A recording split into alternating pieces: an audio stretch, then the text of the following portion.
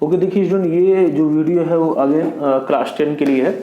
हम लोग ऑलरेडी चर्चा कर चुके हैं कि ह्यूमन के जो एलिमेंट्री कैनाल होती है या आहार नाल होती है उसमें कौन से पार्ट्स होते हैं और उस पार्ट्स में भी कौन कौन से किसी के सब पार्ट्स हैं उसको भी आप लोग ऑलरेडी मैं इसको डिस्क्राइब कर चुका हूँ। ठीक है, आज इस वीडियो में हम लोग चर्चा करेंगे जो दो मेन ग्लैंड्स है, डाइजेस्टिव ग्लैंड्स हैं। जो फर्स्ट है आपका लीवर और सेकेंड है पेनक्रियास। ठीक है, तो उसके बारे में बेसिक नॉलेज की चर्चा किया जाएगा, बेसिक काउंसिल फॉर्मेशन का, कि एटलीस्ट उसका बेसिक नॉलेज आप लोगों को अंडरस्टैंड हो। ठीक है, और इतना आपको क्लास 10 में जरूर जानना चाहिए।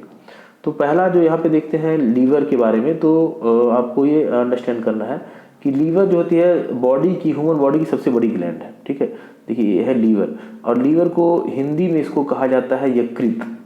ठीक है, यकृत बोला जाएगा इसको, और ये ह्यूमन बॉडी की सबसे बड़ी ग्लैंड होती है। ओके, और देखिए यहाँ पे लिखा है liver is the largest gland. Largest मतलब सबसे बड़ी ग्लैंड होती है ह्यूमन बॉडी की। After that located above the stomach, ये स्टमक के ऊपर होती है और डायाफ्राम के नीचे पाई जाती है। Located above stomach and under the diaphragm. Okay, next फिर इसमें हम नॉलेज देखते हैं अगला कि इसके जो लोब्स होते हैं, मान लीजिए टोटल लीवर है, मान लीजिए आप अंडरस्टैंड करें। ठीक है, तो इसमें 4 ऐसे पार्ट में डिवाइड होता है, या आप कहेंगे इसके 4 लोब्स होते हैं। ठीक है, तो कितने लोब्स हैं लीवर में? 4 लोब्स हैं। ठीक है, ये लोब्स का यहाँ पे नाम दिया गया है जो आपको लर्न होना चाहिए। ठीक है, कौन कौन से? पहला है लीवर का राइट लोब है, फिर लेफ्ट लोब है, फिर काउडेट और फिर क्वाड्रेट। ठीक है, तो ये 4 नाम आप लोग लर्न करेंगे कि लीवर, ह्यूमन बींग्स का जो लीवर होता है उसमें 4 लोब्स होते हैं। ठीक है, नेक्स्ट फिर अब इसमें देखेंगे हम अगला जो नॉलेज है इसमें कि लीवर सीक्रेट बाइल। लीवर क्या करता है? बाइल, या बाइल को बोलते हैं पित्त, उसको सीक्रेट करता है। और ये बाइल जो फूड के डाइजेशन में क्या हेल्प करता है कि फूड का वो जो फैट वाले सब्सटेंस होते हैं, कौन से? फूड मटेरियल, जो फैट वाले फूड मटेरियल होते हैं उन्हीं का वो इमल्सिफिकेशन करता है। इमल्सिफिकेशन का स्पेलिंग है EMULSIFICATION। ठीक है, तो फैट का इमल्सिफिकेशन, यदि आपसे पूछे कि फैट का इमल्सिफिकेशन कौन सा सब्सटेंस करता है, तो बाइल। ठीक है, बाइल जो होता है वो फैट का इमल्सिफिकेशन करता है। अच्छा, इमल्सिफिकेशन का अर्थ क्या होता है? इमल्सिफिकेशन का अर्थ है, मान लीजिए ये बड़ा सा कोई मतलब बड़ा सा ये पिंड है या सॉलिड मटेरियल है, ये क्या है? फैट है। ये मान लीजिए फैट है। ठीक, ये फैट को जब इसका इमल्सिफाइड हो जाएगा तो इसका ये छोटे छोटे टुकड़ों में से टूट जाएगा। ठीक है, तो इसी को बोला जाता है फैट का इमल्सिफिकेशन, यानी बड़ा। अब यहाँ पे एक्चुअली इमल्सिफिकेशन का लाभ क्या होता है? मान लीजिए कि ये फैट का बड़ा एक पिंड है, तो इसको फैट को डाइजेस्ट करने वाले एंजाइम सिर्फ इसके बाहर कार्य कर पाएंगे, तो इनको सरफेस एरिया कम मिलता है। लेकिन जब बाइल क्या करता है, जब बाइल इससे रिएक्शन करेगा तो इनको छोटे छोटे कई टुकड़ों में तोड़ देगा। तब ये क्या होगा, जितने भी फैट को डाइजेस्ट करने वाले एंजाइम हैं उनको ज़्यादा सरफेस एरिया मिल जाता है और पूरे फैट को इजीली वो डाइजेस्ट कर सकते हैं। ठीक है, तो बड़े एक फैट के मॉलिक्यूल को या उसके फैट के बड़े एक पिंड को छोटे छोटे टुकड़ों में तोड़ना ही कहलाता है इमल्सिफिकेशन ऑफ फैट। और ये किसके द्वारा किया जाता है? बाइल के द्वारा। बाइल बनता कहाँ पर है? लीवर में, और स्टोर होता है गैल ब्लैडर में। ठीक है, ये सभी नॉलेज मैंने आपको बताया। आफ्टर दैट स्टूडेंट, इसमें आप लोग देखेंगे फिर कि यहाँ पे और कुछ नॉलेज लिखा गया है कि देखिए यहाँ पे ऑलरेडी मैंने आपको बताया bile store in the gall bladder and bile secreted by the liver. फिर यहाँ पे आप देखेंगे एक नॉलेज, और यहाँ पे कुछ नॉलेज यहाँ पे लिखा गया है। ठीक है, बाइल जो होता है एल्कलाइन होता है। एल्कलाइन का अर्थ होता है बेसिक। एल्कलाइन मीन्स क्या होता है? बेसिक। बेसिक का अर्थ ये हुआ कि पीएच वैल्यू, मैंने आपको बताया कि 7 से कम जिसकी पीएच वैल्यू रहेगी उसको एसिडिक बोलेंगे, और 7 से 14 के बीच जो होगा उसको बोला जाएगा बेसिक। तो यहाँ पे देखिए जो बाइल का पीएच वैल्यू होता है 7.8 to 8.6, यानी कि ये जो होता है,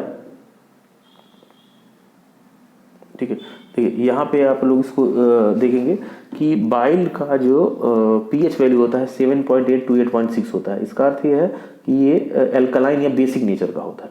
ठीक है, फिर आगे इसमें चर्चा करेंगे कि अच्छा एक चीज़ और मैंने अभी आपको बताया कि बाइल फूड के डाइजेशन में क्या हेल्प करता है, कि ये करता है, ये actually help in the emulsification of fat करता है। Emulsification of fat, bile food की डाइजेशन में क्या, कौन से सब्सटेंस का डाइजेशन में हेल्प करेगा? सिर्फ फैट का। ये ना तो कार्बोहाइड्रेट के डाइजेशन में हेल्प करेगा, ना प्रोटीन, क्योंकि इसमें कोई भी डाइजेस्टिव एंजाइम बाइल में नहीं पाए जाते हैं। ठीक है, लेकिन ये सिर्फ हेल्प करता है। अच्छा, फैट के भी डाइजेस्ट करने वाले एंजाइम नहीं पाए जाते, लेकिन वो क्या करता है, फैट का इमल्सिफिकेशन करता है।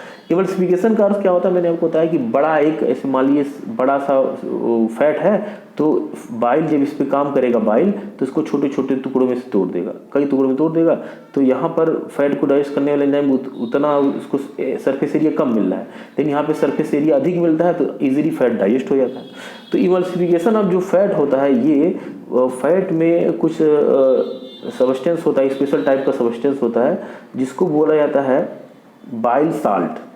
ठीक है, देखिए बाइल साल्ट, ये बाइल साल्ट जो होते हैं वही फैट का इमल्सिफिकेशन करते हैं। वो कौन कौन से, उनका नाम, दो नाम आपको याद करना है। एक है सोडियम टोरोकोलेट और सोडियम ग्लाइकोकोलेट। ठीक है, तो यदि आपसे पूछे कि इमल्सिफिकेशन ऑफ फैट कौन करता है, बाइल करता है, तो बाइल का कौन सा सब्सटेंस करता है, बाइल साल्ट। और बाइल साल्ट कितने होते हैं, दो होते हैं, सोडियम टोरोकोलेट और सोडियम ग्लाइकोकोलेट। ये नाम आपको याद होना चाहिए, दैट इज क्लियर। ओके, फिर आइए आगे, फिर यहाँ पे देखते हैं पेनक्रियाज के बारे में। ठीक है, पेनक्रियाज के बारे में आपको क्लास 10 में स्टूडेंट क्या जानना है। पेनक्रियाज ये मिक्स्ड ग्लैंड है। कैसी ग्लैंड है, ये मिक्स्ड ग्लैंड है पेनक्रियाज। अच्छा, मिक्स ग्लैंड का अर्थ क्या होता है, देखिए pancreas is a mix gland. ठीक है, इसका अर्थ होता है कि इसमें क्यों इसको मिक्स, क्योंकि इंडोक्राइन पार्ट भी होता है और एक्सोक्राइन, दोनों पार्ट होते हैं। देखिए यहाँ पे मैंने लिखा पेनक्रियाज मिक्स ग्लैंड क्यों है, क्योंकि इसमें एक्सोक्राइन पार्ट भी है और इंडोक्राइन पार्ट भी है। ठीक, अब आगे फिर देखेंगे इसमें, यहाँ पे आपको याद करना है स्टूडेंट्स कि जो एक्सोक्राइन पार्ट है वो बनाता है पेनक्रियाटिक जूस। ठीक है, और पेनक्रियाटिक जूस में कार्बोहाइड्रेट, प्रोटीन और फैट, कार्बोहाइड्रेट, प्रोटीन और फैट तीनों को डाइजेस्ट करने वाले, कार्बोहाइड्रेट, प्रोटीन और फैट तीनों को डाइजेस्ट करने वाले एंजाइम होते हैं पेनक्रियाटिक जूस में। पेनक्रियाटिक जूस कहाँ पे बनता है, पेनक्रियाटिक जूस बनता है, देखिए पेनक्रियाटिक जूस आप देखेंगे बनता है, देखिए पेनक्रियाज के दो पार्ट है। ठीक है, पेनक्रियाज के कितने पार्ट है, दो पार्ट, एक्सोक्राइन और यहाँ पे क्या है, एंडोक्राइन।